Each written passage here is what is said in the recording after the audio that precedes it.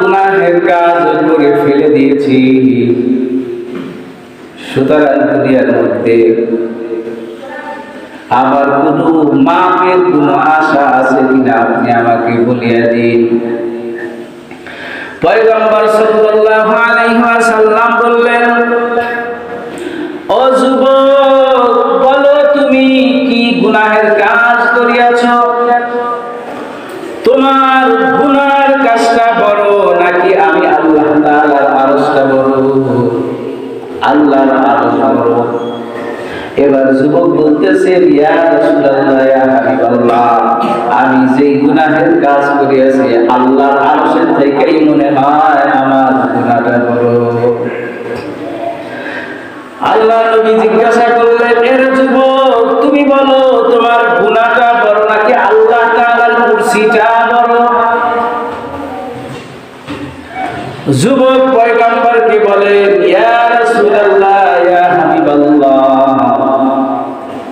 রব্বুল আলামিনের কুরসি থেকে আমি যে গুনাহের কাজ করিয়াছি আমার গুনাহটাই হচ্ছে বড়।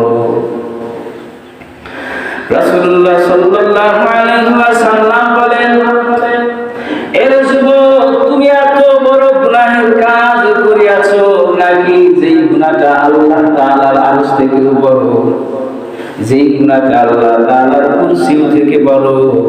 তাহলে তুমি বলো, তুমি কি কোনো মানুষকে হত্যা করিয়াছো কিনা?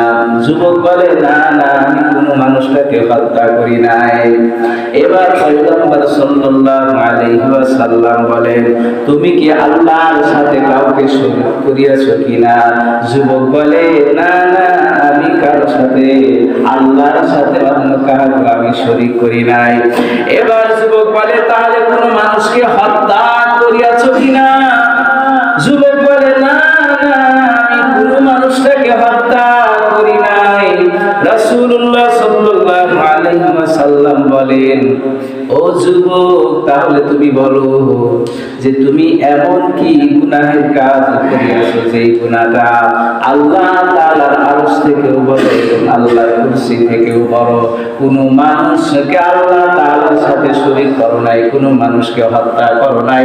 তাহলে তুমি এবার আমার কাছে বর্ণনা করো, তুমি এমন কি গুনাহের কাজটা করিয়াছো যেই গুনাহটা আল্লাহ তাআলার আরশ এবং কুরসি থেকে বড়? এবার যুবক ডাক দিয়ে বলে, ইয়া রাসূলুল্লাহ, ইয়া হাবিবাল্লাহ, আমি মূলত একজন কাফনচোর মানুষ। আমার পেশা ছিল, যখন এলাকার মধ্যে কোনো মানুষ মৃত্যুবরণ করবে, ওই মানুষ মৃত্যুবরণ করার পর তাকে যখন দাফন কাজ সম্পাদন করা হবে,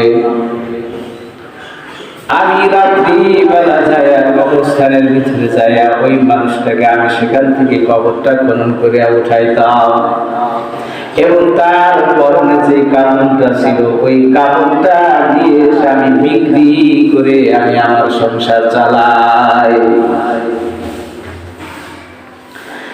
এবার যুবক আল্লাহ নবী সাল্লাল্লাহু আলাইহি ওয়াসাল্লামকে বলেন, ইয়া রাসূলুল্লাহ, ইয়া হাবিবাল্লাহ, গতকাল মদিনার মধ্যে একজন যুবতী মৃত্যুবরণ করিয়াছে। যুবতীকে যখন দাফন কাজ সম্পাদন করার পর সকলেই যখন বাড়ির দিকে ফিরে আসলো, রাত্রিবেলা আমি একা একা কবরস্থানে যাই। কবরস্থানের ভিতরে যাইয়া ওই মানুষটার কবর আমি খনন করি। কবরটা খনন করার পর তার থেকে আমি তার কাফনটা খুলিয়া নিয়ে আসি। আমি যখন যুবতীকে দেখলাম, যুবতীকে দেখার পর যুবতী এত সুন্দরী, এত সুন্দর, আমি নিজেকে স্থির রাখতে পারলাম না, নিজের যৌবনটাকে আমি ধরে রাখতে পারলাম না। আমি ওই যুবতীর সাথে এখানে আমি তার সাথে গুনাহের কাজে আমি লিপ্ত হই। যখন গুনাহের কাজে লিপ্ত হওয়ার পর ওই কাপড়টা যখন আমি তার কাছ থেকে আমি খুলে নিয়ে আসি, আমার মনে হয় কবর থেকে কেমন যেন একটা ডাক আসতেছে, এর যুবক তুই একই আমার সাথে করলি, তুই তো আমার সর্বনাশ করলি, আমার পরিবার পরিজন আমাকে সুন্দরভাবে গোসল করাইয়া পাক পবিত্র অবস্থা পরিষ্কার করে আমাকে এই কবরের ভিতরে দাফন করিয়াছে। আজকে তুমি কবরের ভিতরে দাফন করার পর আমি মৃত মানুষ, আমার সাথে তুমি খারাপ কাজ করলা, বলো কাল হাসরের মাঠে কিয়ামতের ময়দানে যেদিন আল্লাহ তাআলার দরবারে আমাকে দাঁড়ানো অবস্থা দাঁড়ানো লাগবে, আমি যখন দাঁড়াবো এই নাপাক শরীর নিয়ে আমি আল্লাহ তাআলার সামনে আমি কেমনে দাঁড়াবো? এবার যুবক যখন আল্লাহ রাসূল সাল্লাল্লাহু আলাইহি ওয়াসাল্লামকে এমন কথা বললেন, বলার পর রাসূলুল্লাহ সাল্লাল্লাহু আলাইহি ওয়াসাল্লাম বললেন, এর যুবক আসলে তো তোর গুনাহটা বড় মারাত্মক। কারণ কি তোর গুনাহটা এত মারাত্মক? তোর গুনাহ এত মারাত্মক, যখন রাসূলুল্লাহ সাল্লাল্লাহু আলাইহি ওয়াসাল্লাম তার গুনাহটা বড় মারাত্মক বলিয়া সম্পাদন করিয়াছেন, তখন ওই যুবতীর মধ্যে অনুশোচনা এসে গেল। যেহেতু আল্লাহর নবী রাসূলুল্লাহ সাল্লাল্লাহু আলাইহি ওয়াসাল্লাম আমার গুনাহর কাজটা বড় মারাত্মক বলিয়াছে, সুতরাং আমি আর এই দুনিয়ার মধ্যে কার কাছে গিয়ে ক্ষমা চাইবো, কার কাছে গিয়ে মাফ চাইবো যে আমার গুনাহগুলো মাফ করিয়া দিবেন? সুতরাং রাসূলুল্লাহ সাল্লাল্লাহু আলাইহি ওয়াসাল্লামের কাছ থেকে দৌড়াইয়া ওই লোকটা পাহাড়ের উপরে উঠিয়া আল্লাহর দরবারে ফরিয়াদ করতেছে, না না ইয়া আল্লাহ ইয়া রাব্বুল আলামিন খলাকতানি ওয়া আনা আবদুক। আল্লাহ পাহাড়ের উপরে উঠে আমি আপনার দরবারে ফরিয়াদ জানাই, ও আল্লাহ আপনি তো আমাকে তৈরি করিয়াছেন, আমাকে সৃষ্টি করিয়াছেন, খলাকতানি আপনি আমাকে বানাইয়াছেন, ওয়া আনা আবদুক আর আমি হচ্ছে আপনার বান্দা। সুতরাং যেহেতু আপনি আমাকে বানাইলেন, সৃষ্টি করলেন, আর আমি হচ্ছে আপনার বান্দা, রব্বুল আলামিন কোরআনুল কারীমের মধ্যে জানায় দেন, ওয়া মাইয়াগফিরুয যুনুবা ইল্লাল্লাহ। আর আমি যে গুনাহের কাজটা করিয়াছি, আপনাকে ছাড়া আর পৃথিবীর কোনো মানুষ আমার গুনাহ মাফ করতে পারবে না, পৃথিবীর কোনো মানুষই আমার গুনাহ ক্ষমা করতে পারবে না। সুতরাং আপনার দরবারে আমার একটা আশা প্রত্যাশা নিয়ে এই পাহাড়ের উপরে উঠে আমি আপনাকে মাবুদ বলে স্বীকার করলাম, ও আল্লাহ আপনি যে সারা যেহেতু পৃথিবীর কোন মানুষ আমার গুনাহকে মাফ করতে পারবে না, ক্ষমা করতে পারবে না, সুতরাং আপনি আমার গুনাহগুলোকে মাফ করিয়া দেন। সুবহানাল্লাহ। মুসলমান ইমানদার আল্লাহর গোলাম, যখন এই যুবক পাহাড়ের উপরে উঠিয়া ক্রন্দন করতেছে, একদিন নয়, 2 দিন নয়, এই যুবকটা 40 দিন পর্যন্ত পাহাড়ের উপরে উঠিয়া আল্লাহর দরবারে ফরিয়াদ করে আর ক্রন্দন করে, খলাকতানি ওয়া আনা আবদুক, আল্লাহ আপনি আমাকে তৈরি করিয়াছেন, সৃষ্টি করিয়াছেন, সুতরাং আপনি আমাকে মাফ করিয়া দেন, যেহেতু আমি আপনার বান্দা। একদিন, 2 দিন, 40 দিন যখন এইভাবে ক্রন্দন করলেন, ক্রন্দন করার পর হযরত জিবরাইল আলাইহিস সালাতু ওয়াস সালাম কে আল্লাহ তাআলা রাসূলুল্লাহ সাল্লাল্লাহু আলাইহি ওয়াসাল্লামের দরবারে পাঠিয়ে দিলেন, জিবরাইল তুমি যাও আল্লাহ আমার নবীকে, নবী হযরত মুহাম্মদ রাসূলুল্লাহ সাল্লাল্লাহু আলাইহি ওয়াসাল্লামের কাছে যাও, তাহাকে যায় কয়েকটা প্রশ্ন করবা। এবার জিবরাইল আলাইহিস সালাতু ওয়াস সালাম যখন পয়গম্বর সাল্লাল্লাহু আলাইহি ওয়াসাল্লামের কাছে আসলেন, এসে কয়েকটা প্রশ্ন করলেন, বললেন, ও পয়গম্বর আমি আপনাকে আপনাকে কয়েকটা প্রশ্ন করতে চাই। এবার পয়গম্বর সাল্লাল্লাহু আলাইহি ওয়াসাল্লাম বলেন, তোমার প্রশ্ন কি, তুমি আমাকে বলো।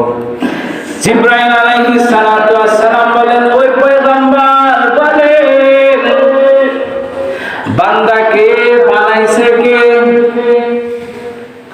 যখন জিবরাইল আলাইহিস সালাতু ওয়াস সালাম আল্লাহ নবীকে জিজ্ঞাসা করলেন, এই বান্দাকে বানাইছে কে? নবী করিম সাল্লাল্লাহু আলাইহি ওয়াসাল্লাম বললেন যে আমাকে এবং সারা পৃথিবীর মানুষগুলোকে আমার আল্লাহ ছাড়া আর পৃথিবীর কোনো মানুষ বানায় নাই। জিবরাইল আলাইহিস সালাতু ওয়াস সালাম দ্বিতীয় নাম্বার প্রশ্ন করলেন, ও পয়গম্বর আপনি বলেন, সারা পৃথিবীর মানুষগুলোকে রিজিক দেয় কে?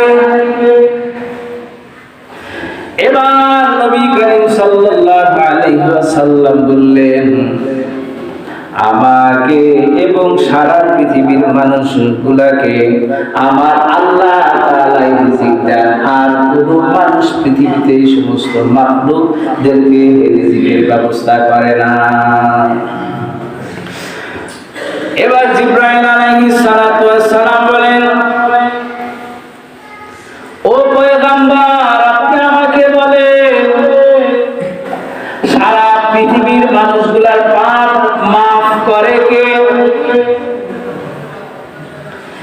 হুজুর আকরাম সাল্লাল্লাহু আলাইহি ওয়াসাল্লাম ফরমান, তিনি বলেন, সারা পৃথিবীর মানুষগুলোর গুনার কাজ যা আছে আমার আল্লাহ তাআলা ছাড়া পৃথিবীর কোনো মানুষ গুনাহ মাফ করতে পারে না। ওয়া ইয়াগফিরুয যুনুবা ইল্লাল্লাহ, বান্দা মাথা থেকে নিয়ে পায়ের নিচ পর্যন্ত সারা শরীরের গুনাহ দ্বারা ভরপুর। আর এই বান্দা যদি খালেস নিয়তে বাড়ি থেকে মসজিদে আসে আর আল্লাহর দরবারে তওবা করে, কান্নাকাটি করে, ও আল্লাহ, অতীতে যত প্রকারের গুনাহের কাজ আমাদের দ্বারা সংঘটিত হয়েছে, আপনার কাছে তওবা করতেছি, আর গুনাহের কাজ করব না। এখন থেকেই সমস্ত গুনাহগুলোকে আমি ছেড়ে দিতে চাই বা ছেড়ে দিলাম। এই নিয়ত করিয়া যখন মসজিদে আসবে, পয়গম্বর বলেন তার সমস্ত গুনাহগুলো আল্লাহ তাআলা মাফ করিয়া দেন। সুবহানাল্লাহ। মুসলমান ভাইরা আমার, যখন জিবরাইল আলাইহিস সালাতু ওয়াস সালাম বললেন, ও পয়গম্বর সারা পৃথিবীর মানুষের গুনাহ মাফ করেন কে? নবী করিম সাল্লাল্লাহু আলাইহি ওয়াসাল্লাম জানায় দেন যে আমার এবং সারা পৃথিবীর মানুষগুলার গুনাহের কাজ আল্লাহ তাআলাই মাফ করবেন। আল্লাহ ছাড়া আর কোনো মানুষের গুনাহ মাফ করার অধিকার নাই। এবার জিবরাইল আলাইহিস সালাতু ওয়াস সালাম জানায় দেন, ইয়া রাসূলুল্লাহ, ইয়া হাবিবাল্লাহ, ও পয়গম্বর, যে যুবকটা মদিনার কবরস্থানের ভিতরে একজন যুবতীর সাথে গুনাহের কাজ করিয়াছে, আল্লাহ তাআলা ওহির মাধ্যমে আমাকে জানায় দেন, জিবরাইল যাও, যেহেতু আমি আল্লাহ তাআলা ছাড়া কোনো মানুষের গুনাহকে মাফ করার ক্ষমতা রাখে না, আমি আল্লাহ তাআলা মেহেরবানি করিয়া দয়া করিয়া ওই জেনাকার যুবকের গুনাহ আমি আল্লাহ তাআলা মাফ করিয়া দিলাম। সুবহানাল্লাহ। যখন জিবরাইল আলাইহিস সালাতু ওয়াস সালাম রাসূলুল্লাহ সাল্লাল্লাহু আলাইহি ওয়াসাল্লামের কাছে এই কথা বর্ণনা করলেন, বর্ণনা করার পর রাসূলুল্লাহ সাল্লাল্লাহু আলাইহি ওয়াসাল্লাম সাথে সাথে সাহাবায়ে কেরামদেরকে ডাক দিয়ে বলেন, ও আমার সাহাবায়ে কেরাম, তোমরা শোনো, তাড়াতাড়ি যাও, দৌড়ে যাও, ওই যে পাহাড়ের উপরে একজন জেনাকার যুবক ক্রন্দন করতেছে, তাকে সুসংবাদটা দিয়ে দাও। ও যুবক, আল্লাহ তাআলা জিবরাইলের মাধ্যমে আল্লাহর নবীকে জানায় দিয়েছেন রব্বুল আলামিন এই জেনাকারের সমস্ত গুনাহগুলো আল্লাহ তাআলা মাফ করে দিয়েছেন। বলেন সুবহানাল্লাহ। এই জন্য মুসলমান